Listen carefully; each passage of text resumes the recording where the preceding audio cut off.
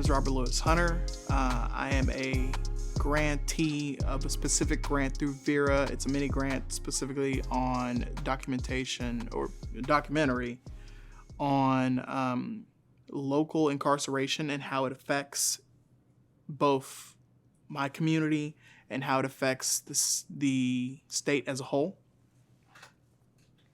I am a part of a organization called Race Against Injustice Now. It's a local civil rights organization in Gadsden, Alabama. It specifically deals with the properties of trying to get people either back into the system or to get people more reformed to the system in way of resources. We actually have a free store that I've been running for the last 2 years to help with that. And the reason why I originally got interested in doing this mini documentary, is because of the work I did specifically with Shut Down Etowah and immigration. What was ended up happening was a lot of the people who were there in the ICE detention would get released, and then if they didn't have some type of system for them to be able to get back to their family, which may be all the way in California, all the way in Los Angeles, they could get tagged by a police officer 45 minutes to an hour later for homelessness and get put right back into the system. So I worked with Shut Down Etowah to provide a safe space in our mutual aid free store, which was right across the street. They would inform them and they would sit with us until they were able to find travel for them to either fly or stay at a hotel overnight. I personally see an issue with the incarceration system as it is right now, in part because the work I've done with mutual aid has shown that they need more than just one place that gives them certain items. In a lot of cases, yes, I can help specifically those who need help getting official clothing for a job interview that helps their chances of getting said job interview because of professionality. But I am one person inside of a system, and I cannot counterbalance an entire incarceration system on my own. There are many people who fall through the cracks because I don't have enough resources to keep the store open long enough for them to come in. They get let out of jail days that the free store is not open. And in general, the capability of resources I have is nowhere near as big as the capability of the correction resources that they're supposed to be using to make the person who comes into the system better than the person who comes out of the system. In this documentary, you'll hear more about others who are able to encapsulate and show a small facet of the system in itself and how it does not particularly work towards the upgrading or re-education to the benefit of society of its members as a whole. I do believe it can get better, but I believe that it won't get better until you're able to show exactly what parts of the system need to get fixed and replaced. In that part, I do not feel safe in this system that we currently use for law enforcement and for specifically local jail and incarceration. I've had experiences where family members, my father in particular, went into the system one way and came out with his prospects much worse. I have no faith in a system that is proven to be destructive to those who go in it most of the time. And even for the ones that is not destructive that go in it, extremely deplete their resources and have them coming out poorer than they went in. The issue at hand, specifically when it comes around my personal feelings on the incarceration system, delved partly from my father. in a lot of cases, there were certain situations in which I could not understand exactly why my father was being conscripted into a system that did not care about his needs and wants, but more along the idea of his punishments and his, in some cases, torture. I'm willing to say that. Even if it's just economic torture. If put in the situation in which my father has found himself, I sincerely believe that I would not be safe. I sincerely believe that I would not be able to talk to the camera, to you as a whole, as we're speaking, because in part, the criminal record that comes with it would make it much more difficult for me to be able to apply for grants, for me to be able to not be harassed for starting organizations that could be seen as criminal. In a lot of cases, I sincerely believe my father is more talented and more capable than I am. But history will show that I was able to get more accomplished only because of a scarlet letter on him that is the criminal industrial complex.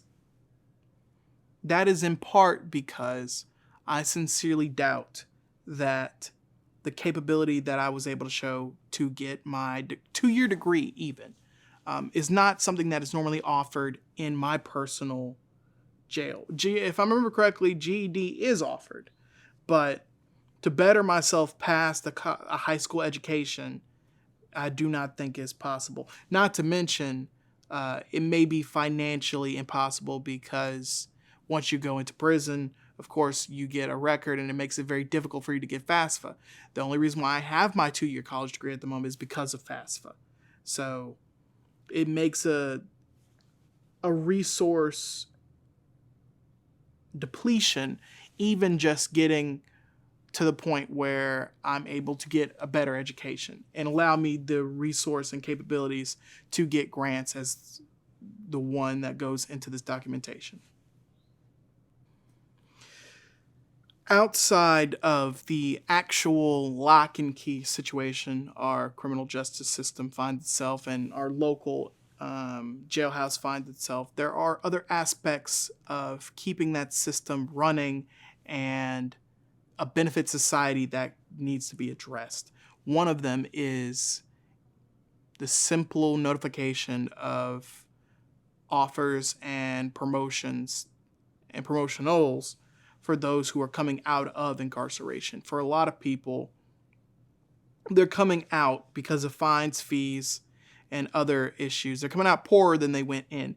In a lot of cases, they don't normally have at their fingertips the capability of knowing which jobs will hire former felons and which won't.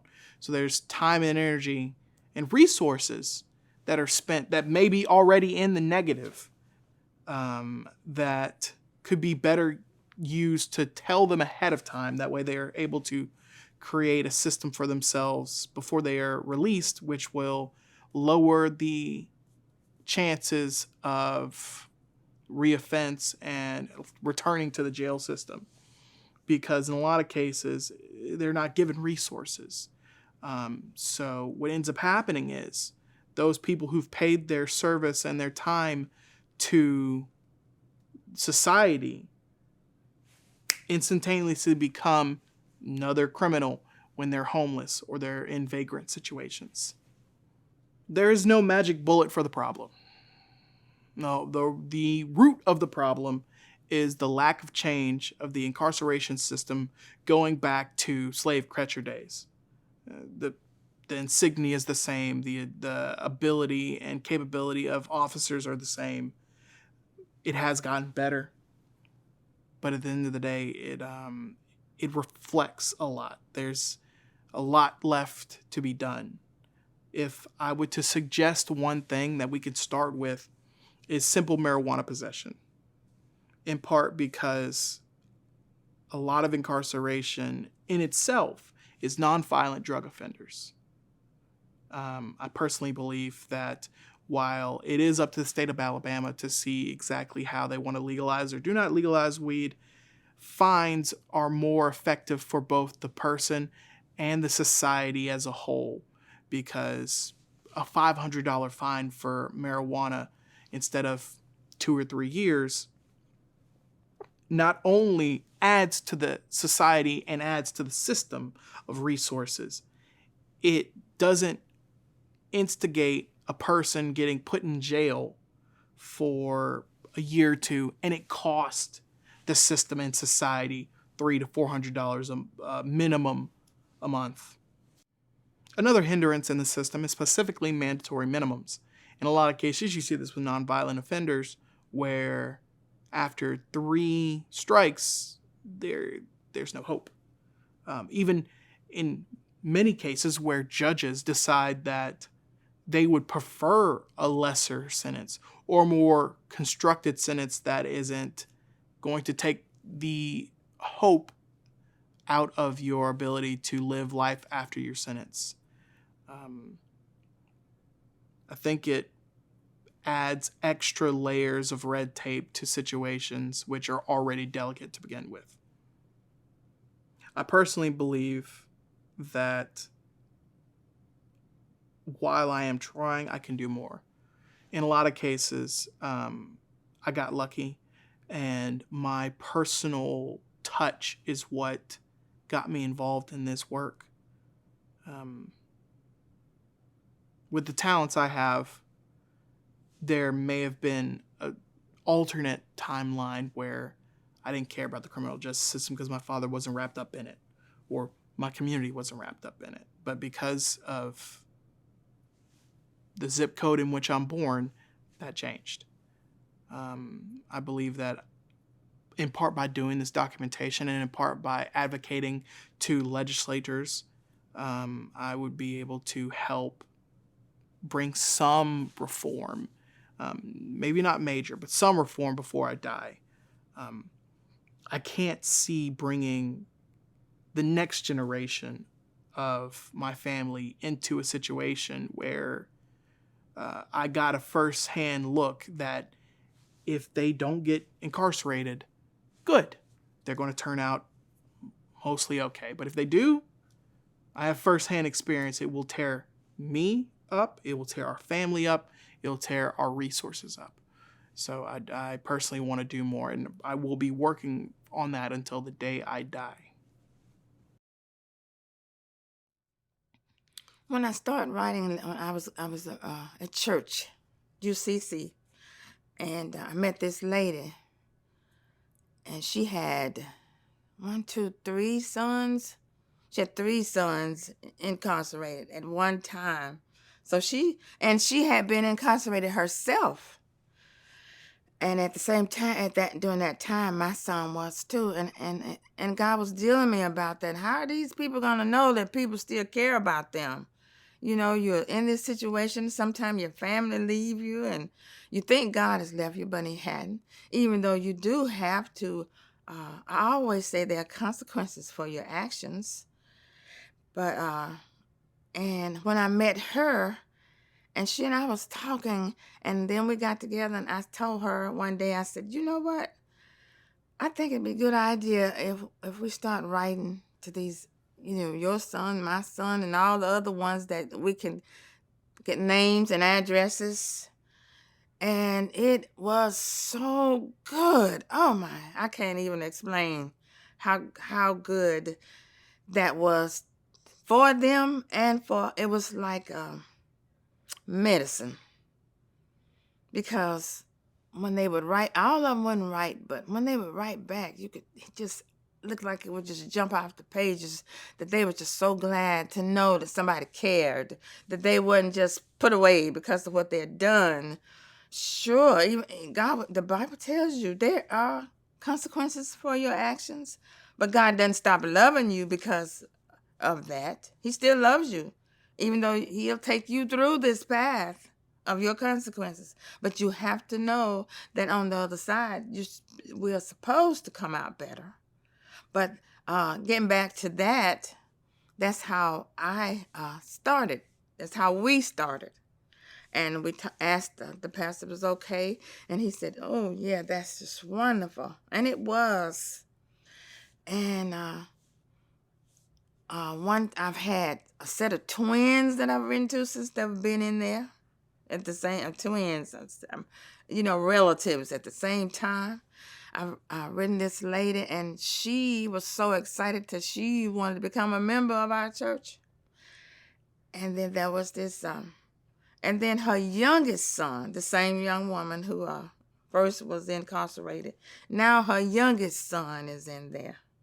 And he'll be for a while, because she said when they went to court, parole board, they said he'd have to do 5 more years.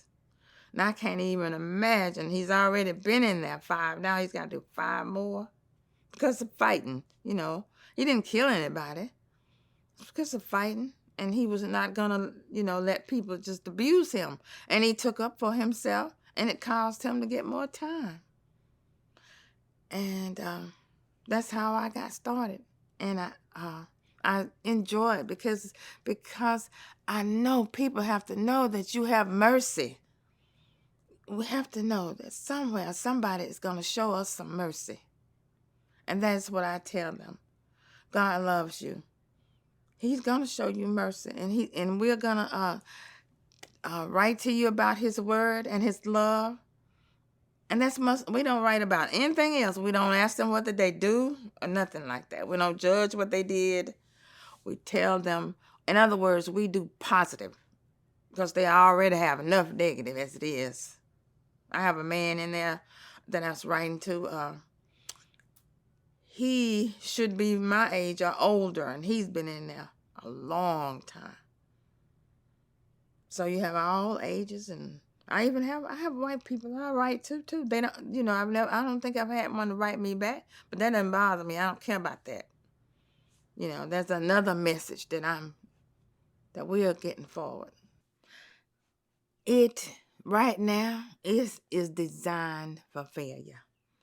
I was just talking to a friend of mine yesterday. This man did 20 years. He just got out last week. He's in worse shape than he was. There was no exit plan. Nothing. He doesn't even have a sack of clothes. She feeds him a couple of days a week. So now what are we going to do? We need to see about, there should be a source we can go to see about getting this man some clothes, some food, somewhere to stay. And if you don't, he falls right back where he was. What's he going to do? If he was stealing, he start back stealing. He wasn't a murderer. If he was on drugs, he'll start back there. How you going to get money for drugs? He can't get money for drugs, so he going to try to hurt somebody to get some money. I'm not saying excuses. I'm saying there should be a plan. If it's corrections, you should come out corrected some way. My father, in particular, is going through a personal situation along that same line of incarceration at the moment. He was actually supposed to be the first person we interviewed, but he went back to jail specifically for, if I remember correctly, missing a court date. Right. Exactly. He did. A court date. Which you didn't get a letter. They usually come here, but they didn't come here. And something happened with him and the police some years back, and they still remember that. He's already paid for that. But they have this little thing. If you do something, you touch one of us, we don't forgive you. We don't forget. So anytime anything we can do to not help you, that's what we'll do. How long has he been incarcerated specifically for missing a court date? October, the end of October until now. So roughly 3 or 4 months. Yeah. Just so we're very clear about a system that is supposed to correct people.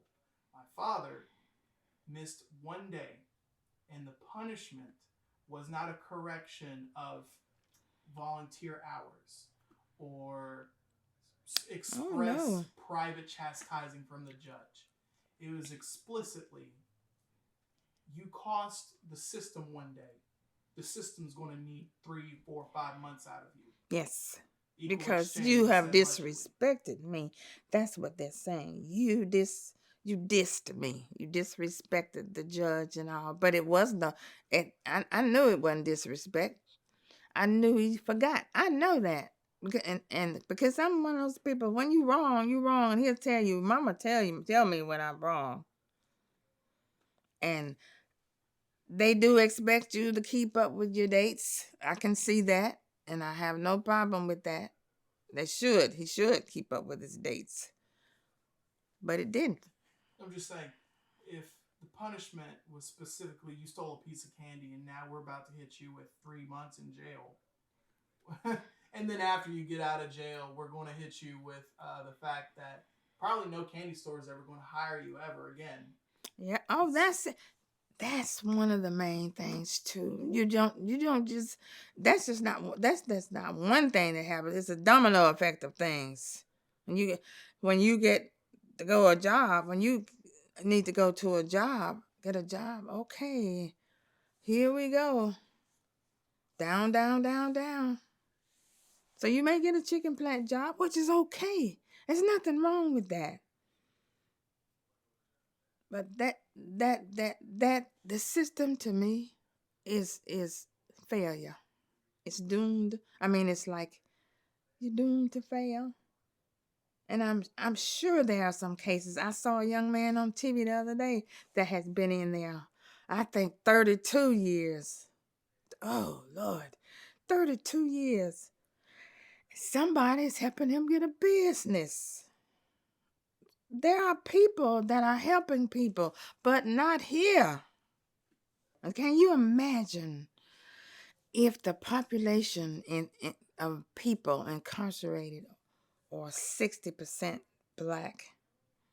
Can you imagine the effect that would have on the voting system if they were out, if they were corrected, if you did have a system set up where they can get a job and in other words, be back into society working? Then what effect would that have on the voting? My experience with the correction system, um, about 10 years ago, before I got MS, I was a juvenile detention officer in Ohio with the Lucas County prison system. So I work with the youth. And the job really moved me. It touched my heart because I saw those young boys, and I concentrate on the young boys because the young boys carry out the seed for the future. That's what a seed is. So I focused in on the boys, and it just broke my heart that they didn't have parents at home. Tell them, get home, be home at this time. Don't be doing this in school. Make sure you get behind this home. It's a lot of parents on drugs. And those kids just out there by themselves doing whatever, wreaking havoc and coming into the prison system and getting messed up. Because prison system don't love them. When they get in there, all bets are off. Now they're children growing up in this grown man system with grown men. And how are you going to grow up in that? You can't. And they go in and they're stopped. They're stopped in their thinking, their mind. They grow up as a young child. They come in the prison system, a young child getting caught up doing little menial stuff, stupid stuff. Then they do a big boy crime, go to prison with the bigger guys, and then they're in the prison with the bigger guys, and it's like I'm not ready for all this stuff. But you didn't get what you needed when you were a young child. Just messed up. So it's a messed up system. Once a month, I write them, and I do that mostly for me. It's a selfish reason why I write the letters. I want my handwriting to come back. I used to have a beautiful handwriting, but I want my handwriting to come back. It hasn't come back yet, but I want, and then I see it uplift them, and I write them, and somebody's thinking about me. My friend told me a little boy, his name was Jerome Nobles. He got incarcerated probably 10 years ago. He killed someone, 10, 15 years. I saw him. I had him in juvenile detention. Well, post 15 years, he's killed somebody. He was getting out in, I think 5 years from now, he be getting out. And he got his head on straight now, but he had to do all that prison time. And it's like, wow. I was telling you, I know a man that's going to be in prison. His sentence is, his date to get out is 2097. It's 2023 now. And he's been in prison for 10 years at least. 2097. And nobody died. Nobody died. So what is that? I can't even say right now because a lot of stuff needs to be changed. It needs to be redone. The whole system needs to be up and done over because it's not a system for rehabilitation. They go in there, they learn how to become better criminals, and that's not the purpose of the system. Am I right? Yeah. And that's what needs to change. But you go in there, it's a survival mode. You have to do this stuff to survive.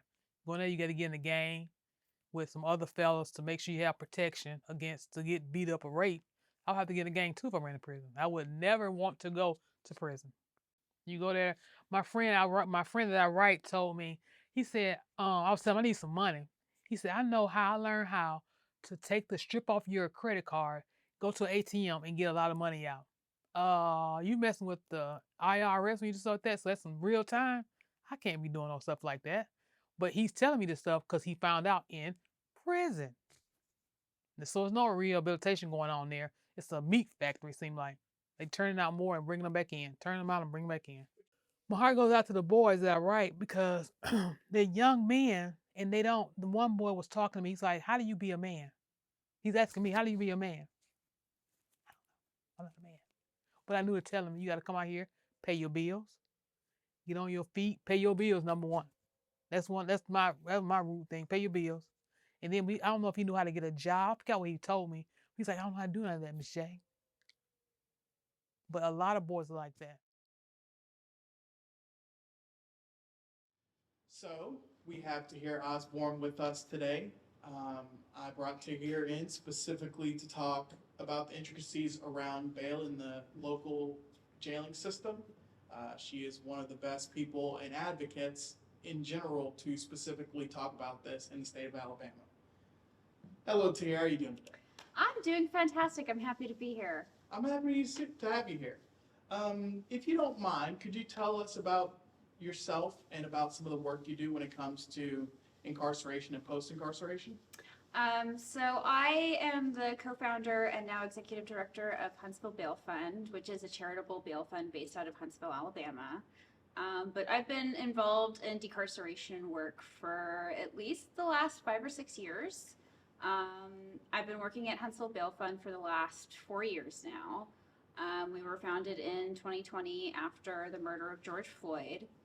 And through doing this work and through doing direct service, helping people who have been directly impacted by the jail system, it's really come to our attention how vital this issue is to our community and how few conversations are happening around it. The Pan Alabama Bail Fund Union is a group of bail funds and bail organizers from around the state. So we have participation from 7 different cities in Alabama. And it really started just as a collaboration space to share experiences, to provide support to each other, and start identifying commonalities between our communities when it comes to jail, when it comes to bail.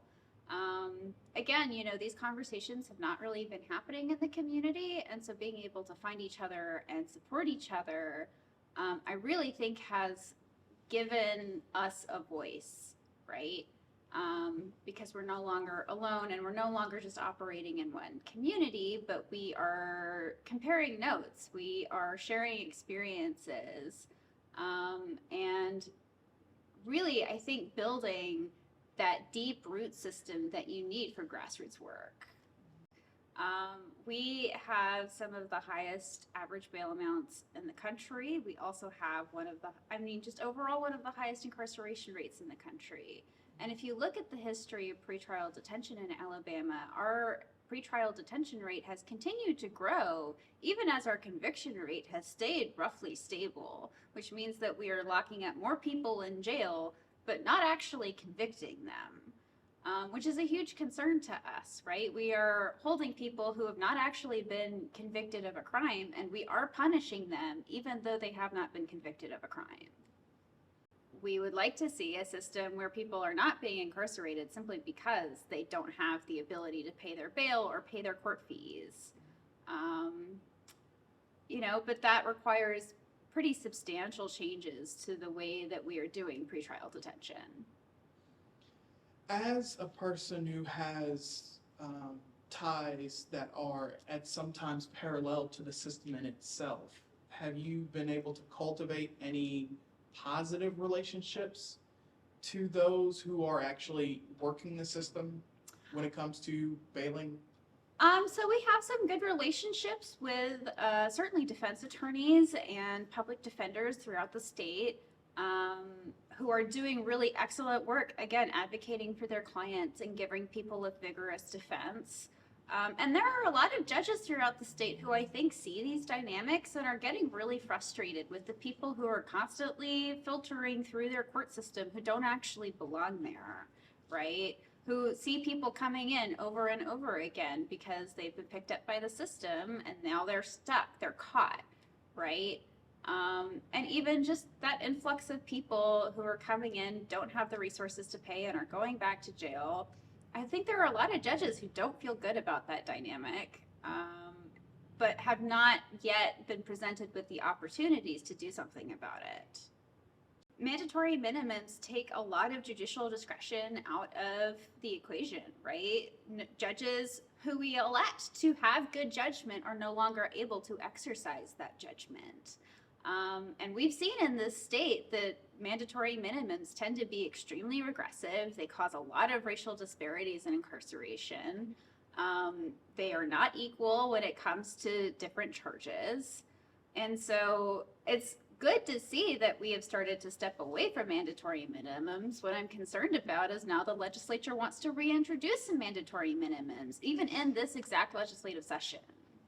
With the experience that you've had on the outside of the prison industrial system, locally, when it comes to incarceration, I'm pretty sure I know the answer, but would you say that if you personally were in the system, that it in any way would actually do the, I'm using air quotes here, correctional phase of when you go in, you come in slighted in some way, you come out better? I think it really does the opposite. Jail harms people, really fundamentally. Not only are you now provided with a terrible diet, denied medical care, denied psychiatric care, the jails in Alabama are full of drugs. They are full of crime that is happening inside of the jail. People are dying in our jails. They are not a safe place to be. I would not feel safe inside of one. I don't feel that people who are currently inside of them are safe, and that is something that keeps me awake at night. It's about so much more than just bail. Every aspect of incarceration has been commodified and commercialized. There are subcontractors and service providers who are profiting off of every aspect of the system. Certainly the parole situation in Alabama is atrocious. In 2022, they approved less than 10% of the total parole hearings heard that year. These are people, and the parole requirements are very strict in the first place. You don't even get that hearing unless you have met a very high standard of eligibility. To then say only 10% of that very limited population is actually getting approved for parole is far below what we would like to be seeing. Which could lead to crimes of despair. Yeah, absolutely. If you are locked up in prison and you are given a 40-year sentence and you know that you're probably going to serve all 40 of those years, that's your life over, right? And why now should you feel any motivation to change your life or turn it around or look forward to what happens after your release? Those 40 years you have to survive in one of the deadliest prison systems in the world. We are essentially just letting people go straight out of the jail or the prison, and the best they maybe get is a bus ticket, right, back to wherever they were arrested from. There are very few services and very few supports available when somebody is released, which really pushes people back into the system and makes them targets for the system. I would love to see more investment in policies like summons in lieu of arrest. We don't have to actually arrest people for petty offenses, which is something that we see in a lot of rural Alabama, is people who get picked up on things like suspended licenses, expired tags, which are essentially harmless offenses. But still, if you get picked up and you've now got to come up with hundreds of dollars to pay off that ticket in order to get released, that's a huge disruption to a family. Jail really is like, it exists to disappear problems, right?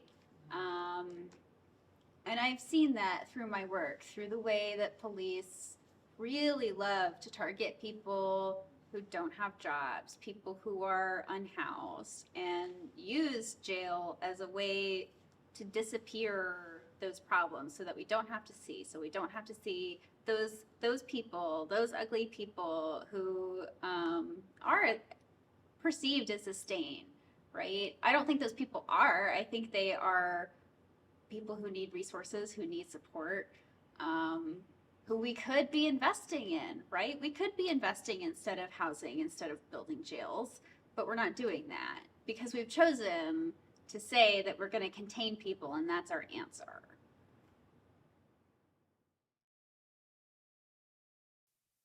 I think the prison system not so much created a fear, but at the same time it created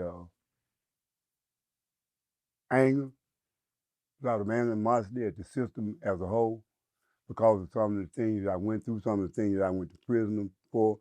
I didn't feel like I should have went to prison at the time. I should have been given a probation or whatever. Now, at the same time, some of the things that I did commit should have went to prison for. But there were times and cases that I should never have gotten time from in the first place. So there's a lot of animosity, a lot of anger about a lot of things that has happened, not just in my life, but in friends of mine that have been through the system, that I went through the system with. Recently, I had a partner. We grew up together. Caught most of our cases together in and out of prison. The man went back to prison 10, 15 years for marijuana. Simple marijuana, it seemed like 09, somewhere along there. Went back to prison for 15 years about the marijuana. You know, I mean, some of the things that should not have happened. I've seen people get killed in prison that should not have gotten killed. Seen a lot of things that go on in the prison system to bring about a lot of anger. I don't hate anybody. I try not to get caught up in hate. But a lot of the things that people do a lot of times brings about a lot of anger and frustration about things going on. And that has happened in my life a number of times in dealing with the prison system. I was fortunate enough in the prison system in Alabama to take up butchery, meat cut, auto body. So and that's because I desired to do that, not because the system had actually designed it. But I've also seen people in the prison system that wanted to do better, that wanted to be rehabilitated, that wasn't given that opportunity. You know, they've got a system here called work release, okay, and a lot of people not allowed to go to work release. But if you're talking about rehabilitation, you're talking about making people better and giving them opportunity. How many people get out of prison that actually have some type of support so that they can actually change and do something for themselves? Not very many. Work release, right opportunity, work release, you got an opportunity to save some money, got an opportunity to be somewhat independent when you get out. But 80% of the people that's in prison don't have the opportunity to go to work release. Only a handful of people is able to go to work release. So just that in itself kind of changes what the system is about. You know, and in my opinion, if you're trying to help people, you want to give them every opportunity to be able to survive. If people are not on work release, you ain't got people doing anything for you. You hit in Alabama for the prison system go, but they ain't giving you nothing. And I mean, if they gave you $20 a month, if you making $20 a month, you smoke. What is that? Hygiene. It ain't like they're giving you hygiene. I mean, what is that? Or even commissary to cover Right, the fact that right, in a lot of cases right. they don't feed you enough, so you gotta take money out of your own pocket, even Thank though you, thank you're you. technically under the supervision of the government. And that's where a lot of robberies come in. People are breaking in each other's locker boxes and everything. You know, that's where they come from because people are not able to feed themselves or to eat or to really enjoy just going to the store, being able to spend $10 or $20 out of your pocket, out of your account. A lot of people don't have that opportunity. And I say Alabama ain't giving you nothing to where you can actually look past what's going on. So people resort to robbing each other, burglarizing each other's property and everything else. So that's where the drugs and all that come in at. When you start talking about the captains, deputy wardens, and the wardens, people that's in position to correct a lot of the things that's going on, they turn a deaf ear to it. They don't see it. They don't really care. I mean, they care only when it comes down to government, somebody files a suit or something else, and they are directly responsible for whatever the action is. That's the only time they really care about it. Other than that, they don't care about what's happening. They allow the cabinet or the majors to run the prison system. The warden and the deputy warden don't run that because they're never there. It's the people, the major and the captain, the lieutenant, sergeant. Those are the people that run the system. No, I mean everybody else is just puppets. They just got a position, basically what it comes down to.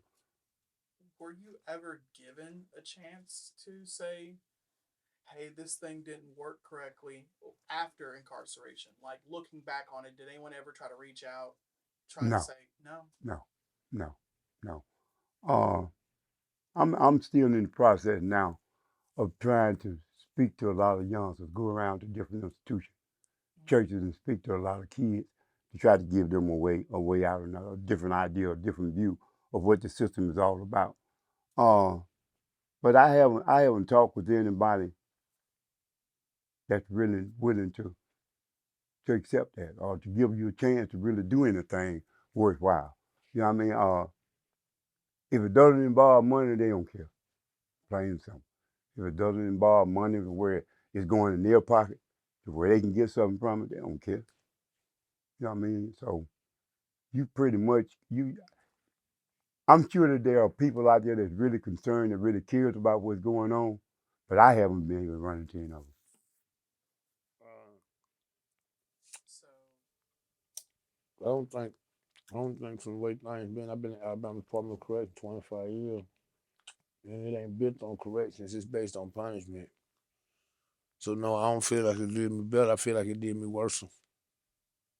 I was on chronic care from the time I got entered into the Alabama Department of Correction. They're gonna be like people who were disabled and stuff like that come to prison. They automatically go on Medicare for special treatment. And even on Medicare, they still don't do their job. So the healthcare department is very poor. They always got lawsuits going on them because they don't do their job. A lot of people dying in medical. So, is there anything you would like to see done differently? yeah, I would like to see more programs get brought into the institution. I would like to see the institution move away from punishment based on the 1901 Constitution and move more toward rehabilitation. See, they still got a lot of the shadow of the 1901 Constitution controlling things. That's why the mindset and authority is different. It foreshadowed the political system in the state of Alabama because Alabama is the only state inside the United States that came with a constitution to kind of claim United States Constitution. So they've been a country by themselves for real the whole time. They just filed for a state of independence, man, probably back in 17 and got denied to separate from the United States. Alabama's actually on their own thing. Right. So when it comes to geography, I don't think the African race actually know where they at. I don't think they know their geographical location. I don't think politically they know where they at or none of that. Their awareness is very low. If you did know where you was at, you'd be attacking the 1901 Constitution since the people is the government. Yeah, the people should be attacking the 1901 Constitution because this was keeping us handled. The 446 Act, we can talk about that too. A lot of African race was sentenced up under that. They can be compensated right now because that's an illegal sentence. It was never a sentence. It was never a lawsuit. It shouldn't even been cast over a sentence. You feel me? It's an illegal act.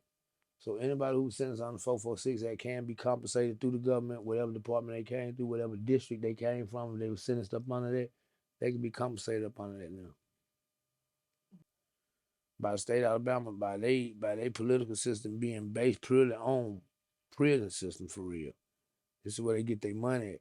I think the people target and aim should be on prison conditions too, because you just never know when your family gonna be in there or a family member. So yeah.